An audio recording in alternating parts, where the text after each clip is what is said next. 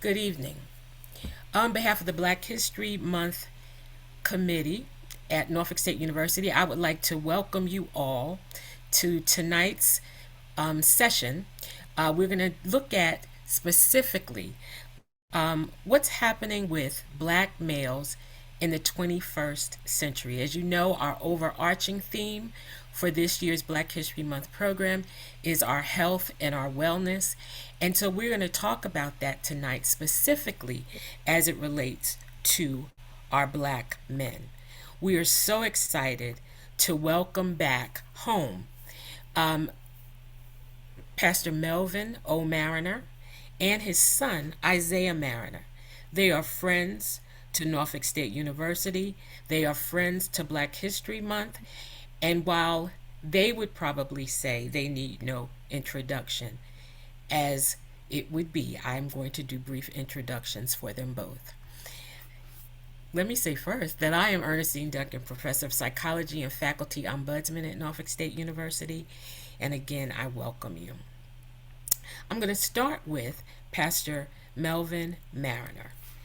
Pastor Marriner is an alum of Norfolk State University, having earned his Bachelor of Arts degree in political science. Dr. Marriner continued his education, earning a Master of Divinity degree from Virginia Union University School of Theology and a Doctorate of Ministry from United Theological Seminary. In addition to serving as senior pastor of Grove Church in Portsmouth, Dr. Marriner is dedicated to serving the community. Among the many things that he does, he serves as a board member of the American Red Cross Association, as well as he serves as a lecturer at Eastern Virginia Medical School. And here he lectures on the importance of blending theology and science. Pastor Marriner is a native resident of Chesapeake, Virginia, and he is married to Captain Shelley K. Marriner, U.S. Navy, and he is the proud father of 4 sons: Cortland, Isaiah, Joshua, and Brandon. We are fortunate tonight to have Isaiah with us as a part of the panel. Isaiah Marriner is a teacher of honors physics and principles of technology at Churchland High School in Portsmouth. In addition, he coaches the first robotics competition team, 3359, better known as Royal Robotics. Isaiah graduated from North Carolina A&T with a Bachelor of Science in Mechanical Engineering and a minor in history. He transitioned to education from engineering due to his desire to help people grow. Isaiah returned to his hometown to find ways to motivate, elevate, and educate those coming after him. As a result of his dedication and efforts, Isaiah was honored with the Rising Community Leader Award given by the Urban League of Hampton Roads. I recently found out that Isaiah is also the coach of the wrestling team at Churchland High School. So, outside of his professional pursuits and community service, Isaiah is an author, a poet, an event host, and a public speaker. Welcome, Isaiah and Pastor Marriner. Good evening. Thank you. So, tonight we're going to talk about health and wellness as an overarching theme, but more specifically that of black men in the 21st century and this whole idea of black masculinity. We know historically and recently that to be black in America, and more specifically, to be a black man in America, is often a dangerous enterprise. I was recently made aware today, and many people listening might know about the case of the young man in New Jersey, 14 years old, and got into a fight at the mall. He was apprehended, he was arrested, and in the process of his arrest, two police officers had their knees in his back. All this is on video.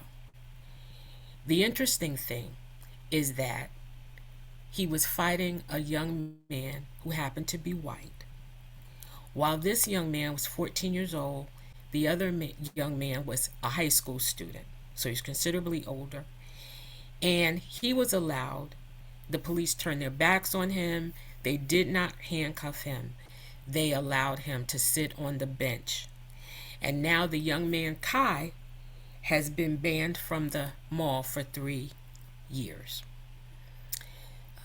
This is very recent. They are talking about it as it relates to him being treated differentially because of the color of his skin, that he was a black man. So tonight, I'd like to just hear from you, and perhaps some of our participants would like to weigh in later. And if that's the case, we ask that you put your comments and your questions in the Q&A. But we'd like to start tonight by asking you both, what does it mean to you to be a man, and more specifically, a black man in the 21st century in these United States? Part of it is to know that what happened to Kai could at any point, you can't get caught slipping, happen to us. My dad made it a point, made sure we were out here acting a particular way so that we would dodge certain things like this. But I don't know, it's like kind of set me off a little bit because it's like you got two people in the same situation and the person that's older gets away with it, right? Like they don't have the same kind of punishment. Um, so be black knows that we got to deal with this part a lot more often than we ever want to. None of us ever want to deal with that. Nobody wants to deal with oppression, unfairness, inequity. But it's to know that we got to find a way to deal with it because if we don't, it could go south for us. You know what I Mm-hmm. mean? Could have been worse than just being arrested and banned from the mall. It shouldn't be that bad, but like I think that's part of what we got to understand and we got to deal with.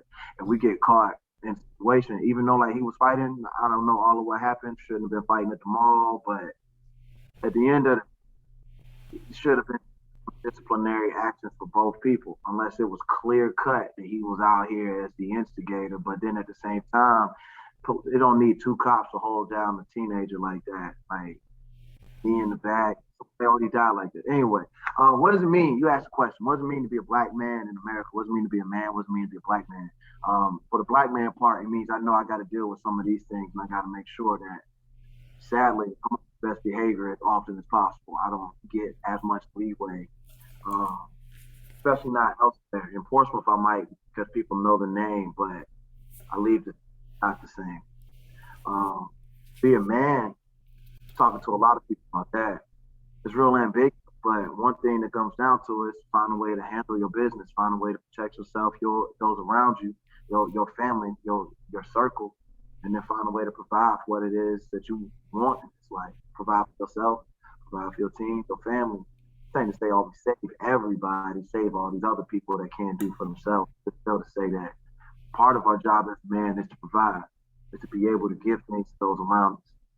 Um, And there's more than that. We're going to talk about that, digest that later. But I think those are some of the foundations. Thank you. You know, one of the things that I have to do is perhaps separate maleness from manhood.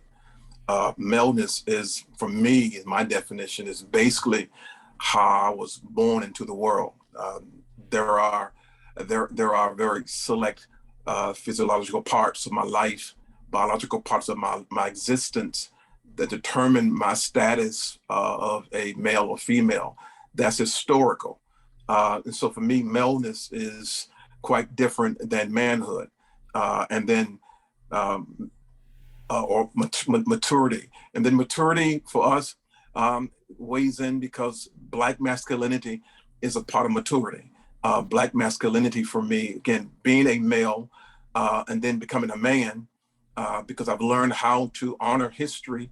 I've learned how to engage history in my existential moment, which is the right now moment. I've learned how to take from history the successes and yes, and some of the failures of what we have defined as Black masculinity.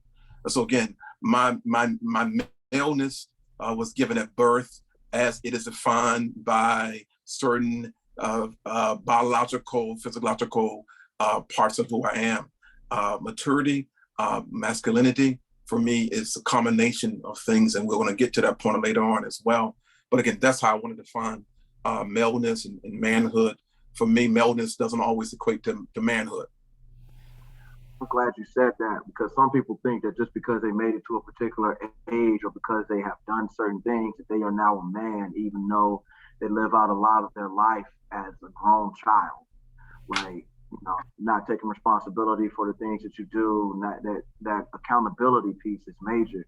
So when you use the word maturity, I think that is extremely important because a lot of people don't think about maturing. They just think about I'm old, now I'm a man. Get out of my way, I'm a man. How you gonna talk to me like that? I'm a man. But it's like, yo, you don't have respect for nobody else around you. This is why you keep entering in some of these things. And it's like there was no maturity. You just made it to an age that would allow you to be physically called a man, but mentally you're not really a man. Mentally you just like it's a lot of dudes out here that's grown children.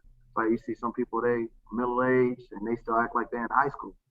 Like you're a man by age standards, but not by maturity standards. And I think we got to make sure that we acknowledge that piece too, because you got immature grown folks teaching kids what it means to be a man, and then these kids are out here just running wild, doing a bunch of stuff, and they say, "No, nah, I'm a man. I got mine. I know what it is," but they not really paying attention to how their actions are, like to the fact that they're just being selfish and stubborn. Like it's you gotta stand your ground on things you believe in, but at the same time, I think part of being a man is to acknowledge, yo, I made a mistake and I can do better. Let me fix that.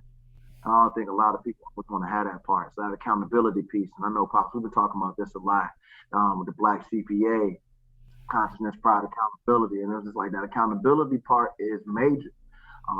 You're not growing, you're not really a man if you're not holding yourself accountable for what it is you did, for how you treat people, for what you said to somebody. You're always out here making excuses. I'm like, I'm a man, I had no man, I did what I did. Cause like, nah, that's not the same, dog. You're just an old dude and you feel entitled. Um, So, if I'm hearing you correctly, it's more than just the maturity or the adult status that we reach at a certain age. It's also a cognitive and an emotional maturity that constitute what makes a man. So, it leads me to a question.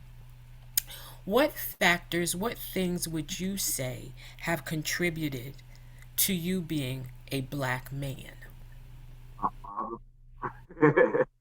First and foremost, I'm gonna give him credit a lot because I'm a teacher now.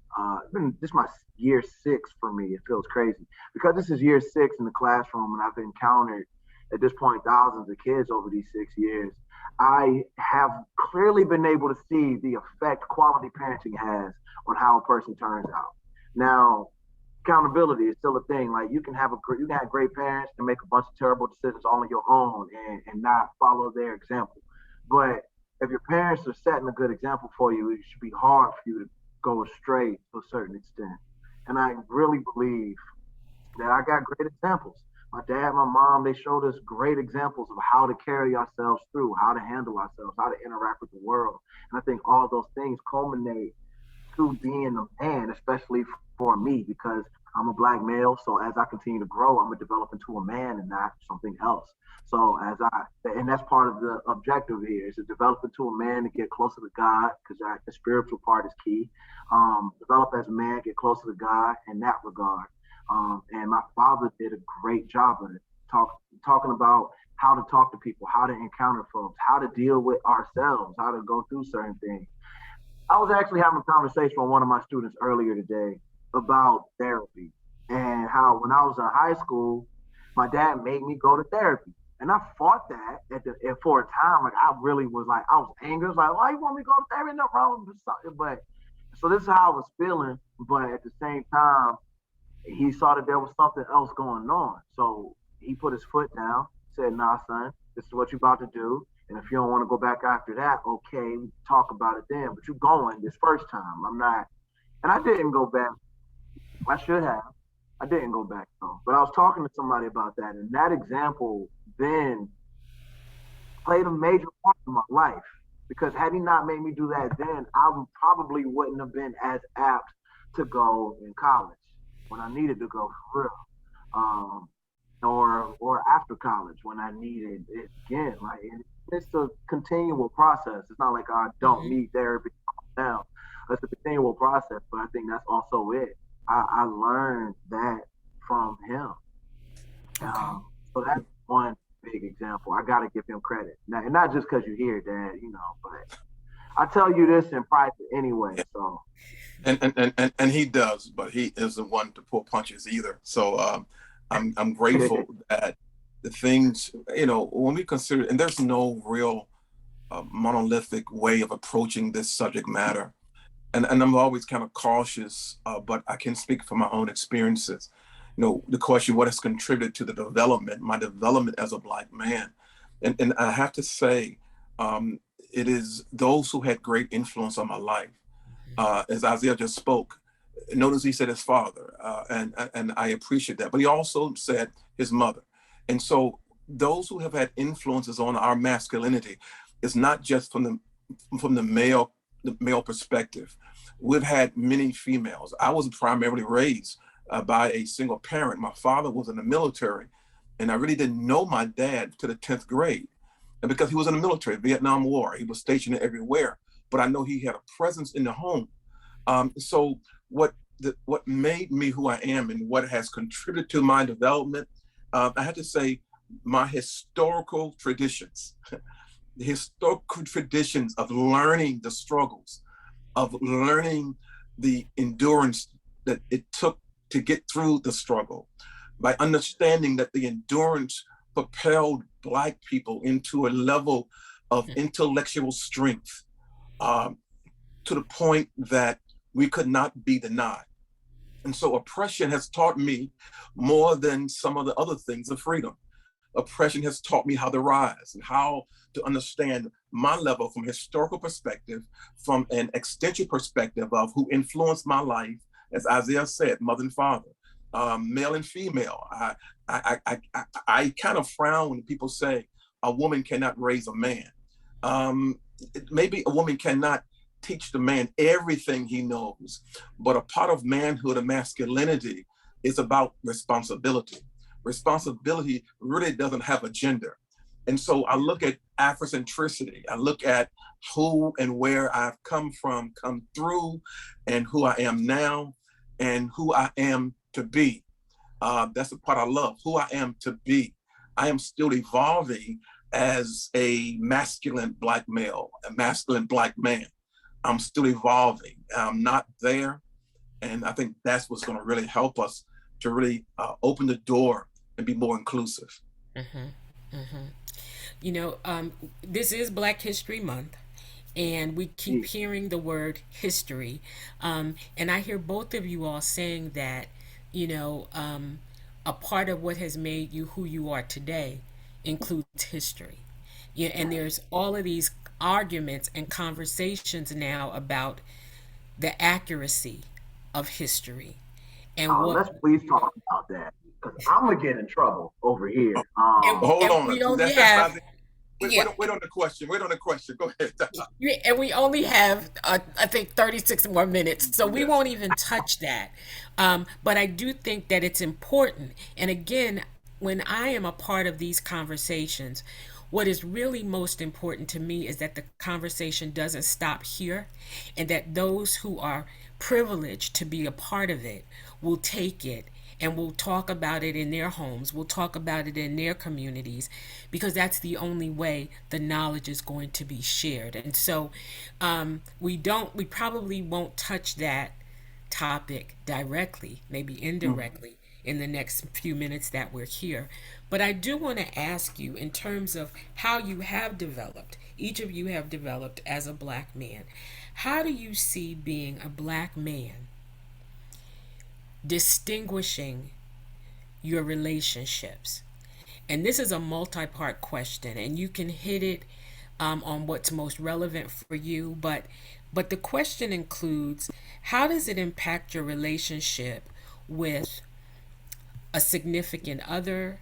How does it impact your relationship with, I'm sorry, I've lost my place. How does it impact your relationship with other women? How does it impact your relationship with other black men, with younger people, with your community, and white America? So I can continue to repeat those if needed. But basically, the question is, you as a black man, and being distinct as a black man, how does that influence, how does it impact your relationship? And there may be relationships that I did not name that you would want to address. So I guess for one, talk about dealing with white America, code switching. I mean, you kind of you do this in more places than just when you go from a black setting to a white setting, right? Or when you come from your house and your friends to when you go to work or be in the pulpit talking to class, whatever the situation. Code switching is a thing that I didn't even know I was doing fully until I heard the word when I was in college. I was like, code switching, what is that? Well, I've been doing that my whole life. Mm-hmm. Code is a skill that we kind of have to pick up, and it's like it's kind of sad because to a certain extent, it's like we're changing how we are in order to be more acceptable in white American white spaces. Um, but then at the same time, it's like, to make ourselves, to like polish ourselves up, sound more professional or whatever the case may be. I mean, I talk to my friends in a different way than I talk to my parents. And even though I'm now a grown man, I still don't talk to my dad quite the same way I would talk to my friends. Like, we get closer sometimes to that, but I will never talk to him the same way I talk to my friends. And like, it's not, there has to still be that respect. So I'm always like, yes, sir, no, sir. Like, those things are still going to come out. I don't hit my friends with yes sir, no sir, quite like that. That's like, yeah, nah, come on, man. Like, so there's that part, right? And then also you asked about our like romantic relationship, significant other. For me, being a black man ultimately informed my relationships, directed my relationships in a way that I more than likely was not going to end up with somebody else. I was not going to end up with white women or Asian women, something like that. I was going to end up with a black woman because that's what I was looking for. That was what I wanted. I wanted somebody that truly understood my experience and would be willing to go the distance with me in it. Now, because I've met some people, I know that other people fit the bill, but for me, that I wasn't looking for something else like that. I was looking to marry a black woman and have black kids and talk to them about very black things, like the Black Panther Party for self-defense, like Nelson Mandela and Black consciousness movement in South Africa. I want somebody that will be with me in these things, and it's not like I'm trying to change their whole entire worldview. Because that's what it is sometimes when you talk to people outside the culture. It's like, I got to change your worldview in order for you to see where I'm coming from. Because it's not a So, shared experience. yeah. I mean, Hmm. some people get it. I mean, other people of color, they get it. There are some things that, we do as black folk, as African people of African descent, ADOS, whatever. But there are some other things that, like, I mean, white people just not gonna get it. And I appreciate when they will acknowledge that they don't get it.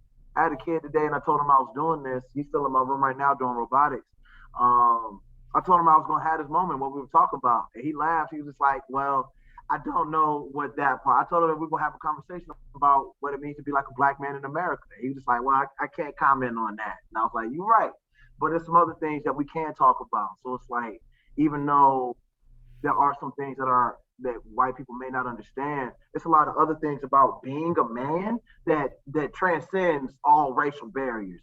And it's like we got to make sure that we also talk about that part, because if we only talk about the things that separate us, we'll never see the ways in which we can come together with somebody else, with other folks. I mean, it's Black History Month. We're here for our people, so I'm here for it. But at the same time, if we really want to move forward, move all of our lives forward, it's not going to happen just in Black spaces. Thank you for saying that, because when I look at intersectionality of Black masculinity and what that looks like, I'm grateful and thankful that Isaiah has chosen to marry in the few months coming a Black woman. But that is not to say that a man who wants to marry a white woman or Asian woman loses his Black masculinity. I don't think we can lose our Black masculinity that easily, especially if you're going to be true to it. There are some Black people who don't understand Black masculinity. What was the word? Everybody in my skin isn't my kin.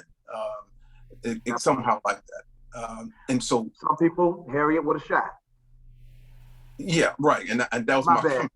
Yeah, some people, because of her understanding the oppression, but yet they understood something else. The old slave spirituals, above my head, I hear music in the air, was a symbol of us reaching to something higher than our earthly experience. So when we talk about, for me, how does my Black male masculinity impact my relationships, it does both good and bad. There are some things I have to unlearn as a Black male, as a Black man who's mature enough to understand what he can carry and what he cannot carry. One of the things about Black masculinity doesn't make us superheroes. It makes us men. It makes us who we are. We just, so when it impacts the partner or the wives, whoever you choose to marry, and because we live in this very inclusive society, that we know that Black masculinity is not lost if a Black man or male or a masculine man wants to marry a same-sex individual. Whether we agree or disagree, Black masculinity is not lost in who you love. And so we gauge it now with the women and our partner, whoever that person is. It is the way in which I have been conditioned. I had to unlearn some things, and I have to walk in what I've learned and then enhance it. And so it helped me understand other Black men. When I look at a person, forgive me for calling names, Clarence Thomas is, and Black people got to go back and apologize to Anita Hill. I mean, we owe her a great debt. We were so misogynistic, thinking that another Black woman was going to hurt a Black man, that we chose to put someone in who never understood Black masculinity from perspective of oppression, from the perspective of endurance, and actually being tainted because of who he represented. Again, I don't want to call names. I don't want to get in an argument because, that he's neither here nor there for me. But for me, he doesn't represent Black masculinity, embracing the historical oppression, embracing the historical systemic racism, sexism, every ism that we've experienced in America. And so for me, it's impacted everything you are. How can your essence not impact everything you touch? Good or bad? So there was a couple of things you said I definitely wanted to chime in on. It's like, it doesn't matter who it is that we ultimately marry, like who you love, not even just marry, but who it is you love, right? And I do agree with that point, right? Like I got in an argument with people in college because they were like, all black people need to marry black people. And I'm like, man, free love, yo. You love who you love for love's sake, right?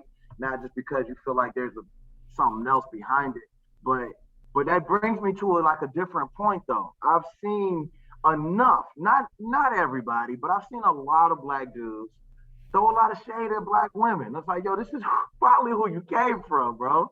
This is who you came from. Or they're saying that they won't date a black woman for this, that, and the third reason. I'm like, yo, so like you hear some of these things come out, and I have to question why they're saying what they're saying because that does make me question like their black manhood. I'm like, yo, this is how you really talking. If you love whoever, you can marry white, Asian, Hispanic, Latino, whatever works for you, right?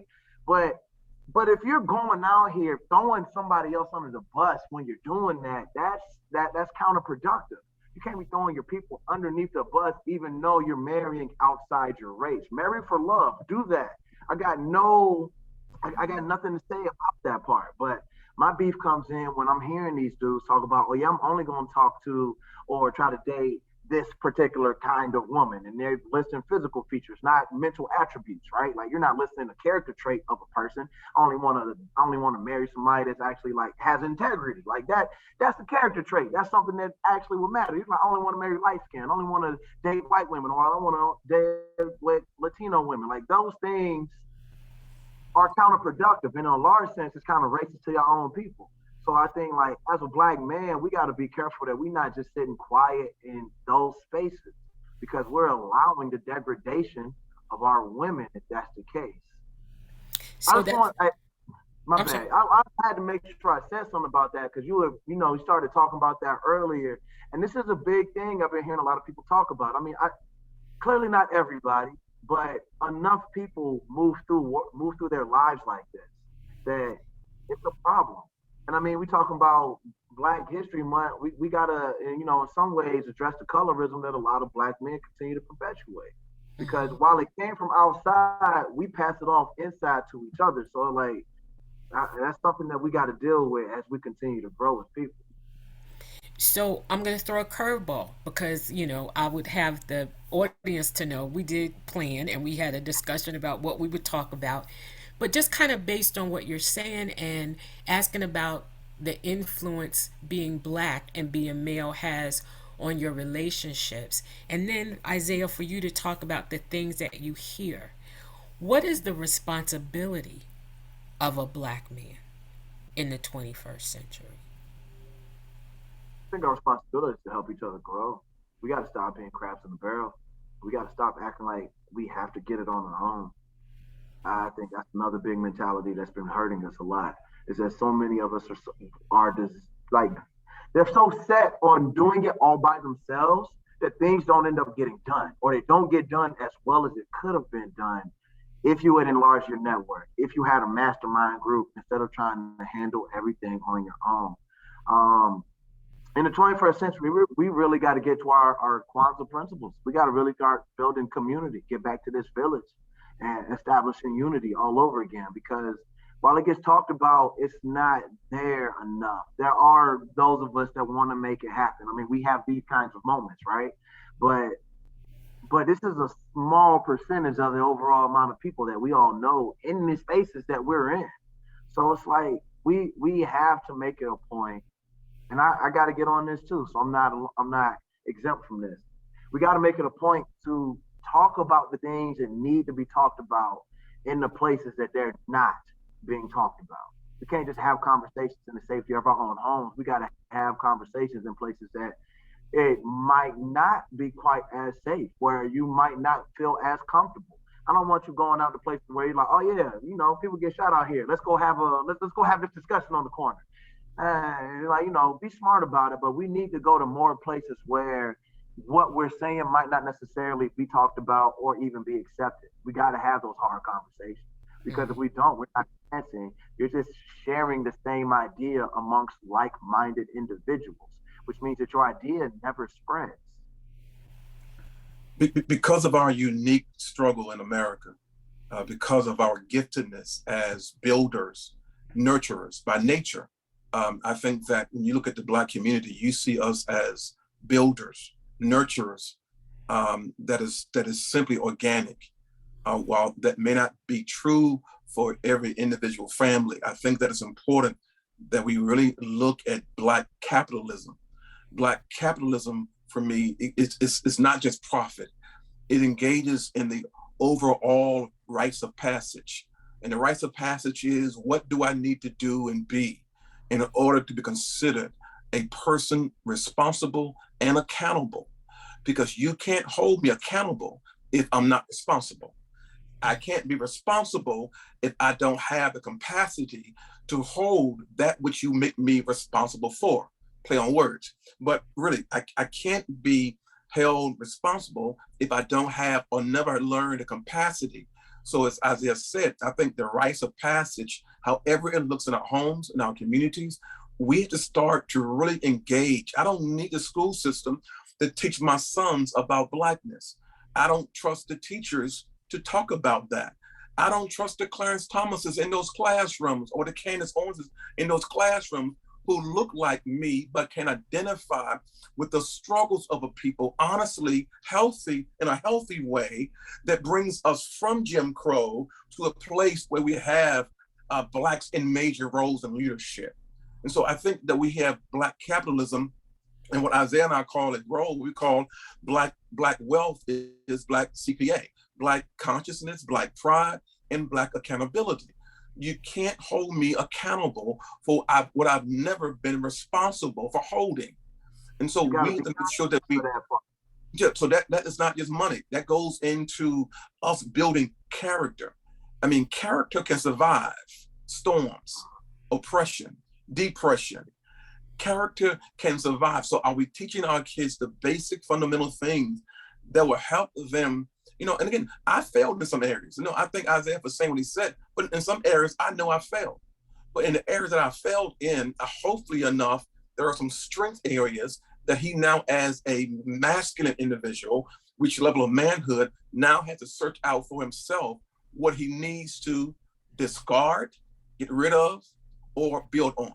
And so the question is a good question, because I think that it's important for us to understand that it's going to require us to help us.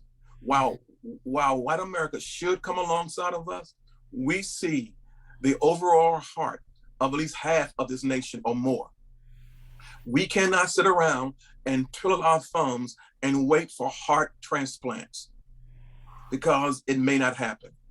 It is easy to take down a statue, but it is hard to change conditions, attitudes. It takes time. So it's a lot goes on. When I look at James Baldwin and Jim Brown, they had two different approaches. Jim Brown was that football player turned actor who was very macho, masculine muscles. We saw him as the epitome of Black masculinity.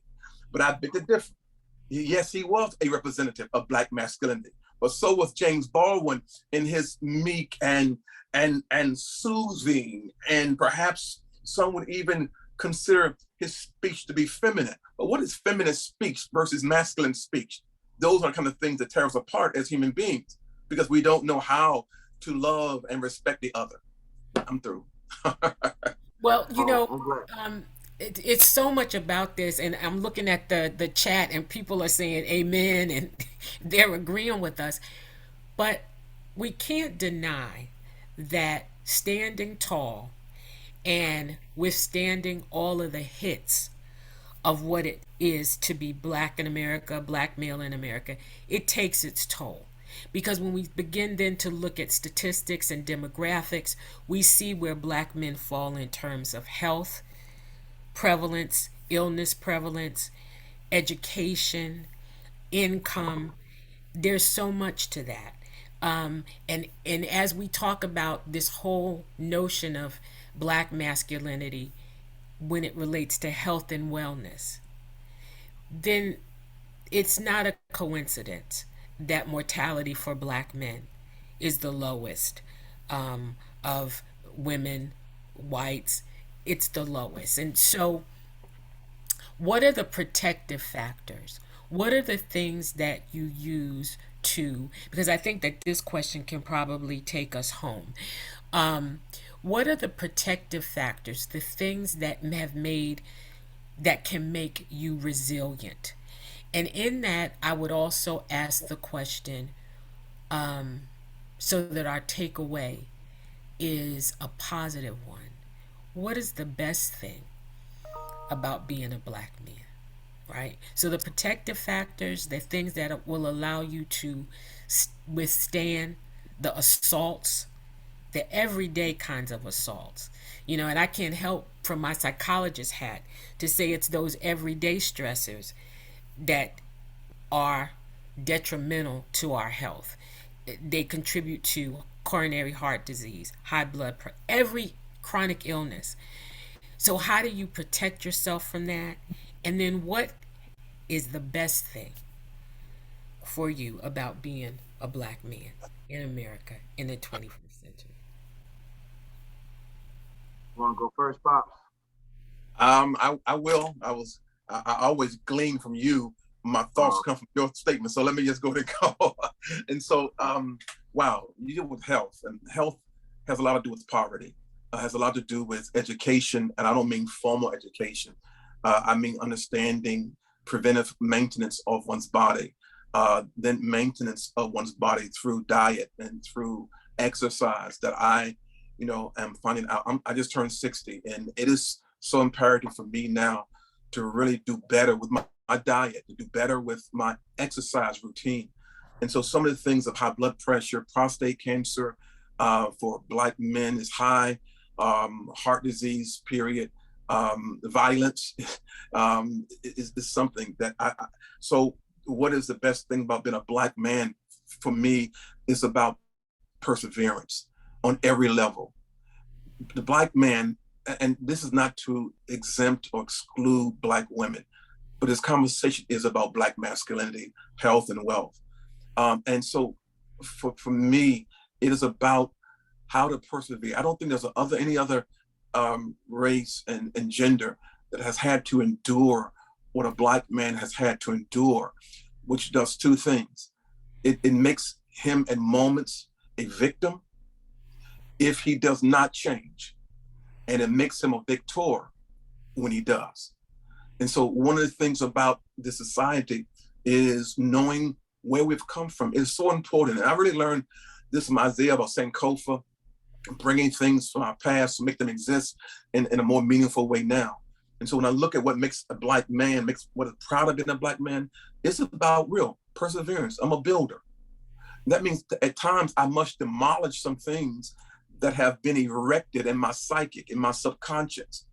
I'm in a process now of digging deep in my subconscious, not just my conscious ability or state, but going deep down within what makes me tick, because until I dig up the subconscious things, find out what's there, I can't be a better Black man. I love what Wale said. Wale said, I am who I am, but you still are who you was. That was so profound. I am who I am, which means I'm learning, evolving. I'm happy to be who I am today, but if I am tomorrow who I was today, I haven't grown. So, but there are some people who are what they was. No elevation, no growth. So a lot of things go, I'm proud to be a Black man. I don't want to be any other person. And I'm okay when white people say the same thing. So we must be open to white folks saying the same thing. But they say it from a place of supremacy. We say it from a place of inclusion. That part though. Go ahead, Icy. So I'm through with that. We say it as like a place of pride, like not so much that I'm better than everybody else, but I don't want to be nobody else. But when it normally comes from like white people, they're like, oh yeah, I love it. They love it because of the privileges that they have that whiteness has afforded them. And most of them don't know about white fragility, but that's a conversation for another day. Got to talk about it eventually. So the first part of the question was, I remember the second part. What's like the favorite thing about being a Black woman? I mean, being a Black man. My protective factors. Protective factors. Say that again, Doc. Protective factors. What are the things that are protective of all the assaults that Black men face? What's something that protects us? Your actual unit. What's up, buddy? Good to see you, That, man. that's a third generation right here. I'm I sorry. mean, That's a third future generation. This strong man. black man right there. Go ahead. We teach him. Go ahead. Go ahead. We teaching him. His name is crazy too, Maverick. He gonna make his own way. He gonna find it out. I love him. Love you, buddy. So, well, protective factors. I think one major protective factor are our brothers. Like we are supposed to be our brothers' keepers. So that's family that was given to you and family that you get to choose. Because I think family is also a choice. You don't get to choose everybody that you're related to, but you do get to choose family. Like it's some people. My dad's the only child. I have far too many uncles. Like it is that my man made choices out here. My man made choices, and he chose for those people to be family, and he brought them in and treated them as such. So much to the point that growing up, it definitely was confusing. And they're like, "Who is that?" I don't know how that's my uncle. That's my uncle. Stop asking me questions. Um, so having that, right, establishing this village for ourselves. I used Yeah. the term mastermind group earlier. That comes Yeah. out of like Think and Grow Rich, a mastermind group. So like having those people around you, your circle, your family, like your crew, whatever you like to call it, having that around you is a major protective measure, especially if you have good folk around you. If you got a bunch of people around you and they don't really care, then you need to change your circle up. But when you got good people around you, it makes a huge difference because they're not gonna let you just do whatever. Yeah, and when they really your homies, they gonna hold you to something. They're gonna ask you hard questions periodically. If they not, you need to change your homies because this is the people we supposed to be around. They're supposed to help us grow. Supposed to be doing the thing. Thinking about protective measures, like some stuff that helps us. Today, I start every class with a quote. Now, and today's quote was from Fred Hampton. And I talk about Fred, I guess, Black History Month. So I'm going in right now. That's why I said I'm going to get in trouble because I'm going in out here, talking about apartheid, talking about what Jim Crow was like, talking about the truth of the Black Panthers. And one of the quotes that Chairman Fred had is that if you dare to struggle, you dare to win. If you dare not to struggle, then dang it, you don't deserve to win. A struggle is a major part of life, and that does not necessarily, it's not just for Black folk, but like it definitely is a part of our existence because of the extra struggles that we continually find ourselves facing. Like, yo, we had a man make it to the highest seat in this land, President Obama, and they came at him with everything except for stuff that he actually was doing. Like, yo, you talk about, they talk about how he was with his family, what's going on with the fist bump. Is this some kind of, they made a big deal out of everything. And what did he do? Show what it was like to have a strong Black family in that building. So it's like you need that support group around you. You got to have your family. And I think at the end of the day, what's one of the favorite things? It's a Black woman, yo. For me, it's a Black woman because there ain't nobody else out here holding us down like that. Like, Amen. that's not my homie. There ain't nobody ever hold me down like my lady hold me down. Like I've had my fiance's go. Yeah, I love her. I made a great decision. And nobody really has been there for me in the way that she done been there for me. I've had good people, but nobody and ain't nobody do it for us like a Black woman to do it for us. And I mean, this is me as a cisgendered male talking, right? But that's gonna be what I gotta say. As my favorite is Black women, so ever. I'm gonna stand on that. I love my lady and everything, and then my mama also. Like, yo, what? Like, it's been far too many occasions, not even dealing with romance, where Black women have been the only thing that saved my life. My most recent therapist is a Black woman. My mama, my fiance, like some of my best friends, these are Black women that hold me down. They'll hold it down for me. And then at the same time, who are the main ones out here doing the work in the community? Black women. That. Black women, That. Black women are the ones putting it on the back. Now, I'm not saying Black men ain't out here doing it, but if we look at the numbers of who Black men get pushed to the height, but it's normally Black, but in mass, it's Black women out here. And I say that from my experience in this area. I met a lot of Black dudes that are about that life, but I meet more Black women in the process. I want to thank you for saying that. And I agree that it is true. But again, I appreciate you saying it from the standpoint of being complementary, that it is not a competition, but that it is complementary and that we can recognize what each other does without excluding what we We go ourselves together. individually do. We gotta build that unit. If you're Mhm. not talking about who can add what to everything, then you're going to end up missing out a bunch of pieces. Um, got We me have a thinking about the couple of Boondocks. yeah, we have a couple of questions. There are comments and there are questions. Now, one of the questions was whether or not a copy of this could be received.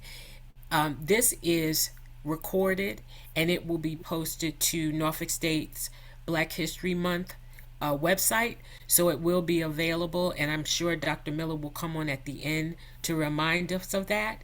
There also is a couple of invitations for you all to come back and to speak with us.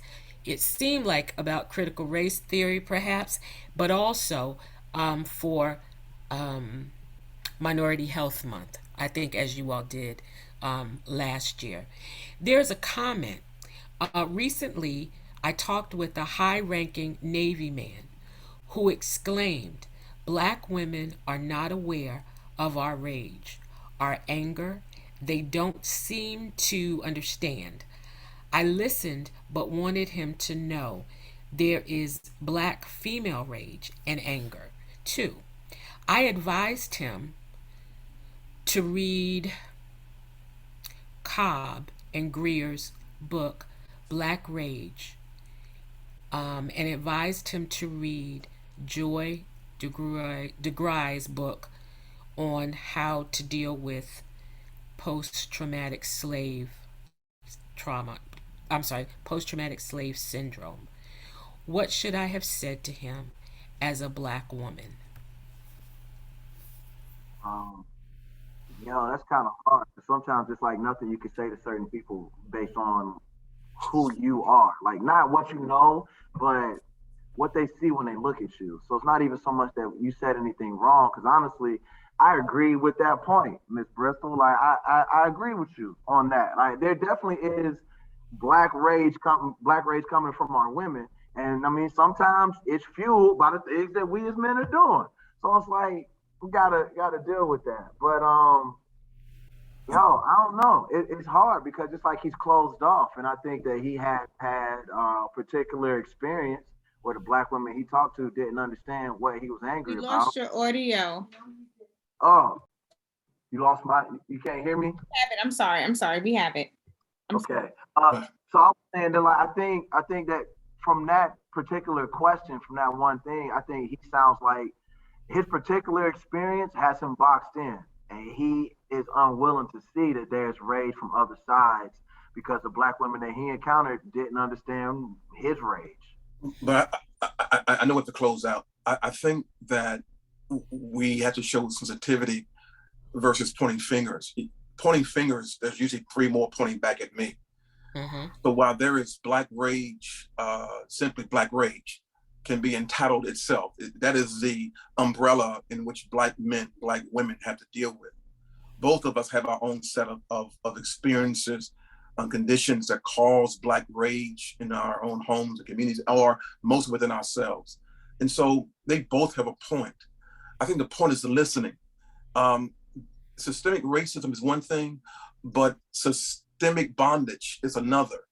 Racism, bondage, black men being taught that there are certain things you do to be masculine. And we are taught to hold things in, suppress things, while women are taught to nurture it. And I think that we have truly, the church has messed people up in this misunderstanding of what's masculine and what's feminine. The church and many other unities and communities and of thought have really not done a good job because nurturing a person isn't feminine. We attributed that to just the women. So men, yes, I have a saying that I want women to be careful, because when married couples say happy wife, happy life, that means that if I make you unhappy, then you're going to make my life totally miserable. And so I believe in happy spouse, happy house, because I have been pastoring for 32 years. I've listened to men who feel emasculated because they make the woman happy, but they aren't at a place to share their own grief. They have been taught, how do you communicate your emotions? other than rage and violence and cussing and calling women out of their names? How do you maneuver when you have never been taught how to properly release your emotions? And so for me, I stand with Isaiah. Black women are powerful, and I'm thankful to God for them. But women must understand also that we must take time to really, men need affirmation too. Men need affirmation too. When the husband is doing whatever, they need affirmation, not just on your birthday, buy you nice things, but a man needs to be able to know that I can share this with you in a safe environment, and you will try to understand my rage before it becomes explosive. And so we have to give each other the platform as Black people to know we all have come through something, and we all have a season that propels us into leadership. So you are right. I applaud every Black woman for leadership because we are standing on their shoulders. But guess what? We also must stand on the shoulders of other men, especially in this season where there are more Black men in jail than we say in college. You know, we've heard it for decades, and that is still true. That's still even true. It was a few years ago I heard that was no longer true. No longer true. I take that. I accept that. I accept that. I accept that. I'm not even going to debate that because it's a moot point.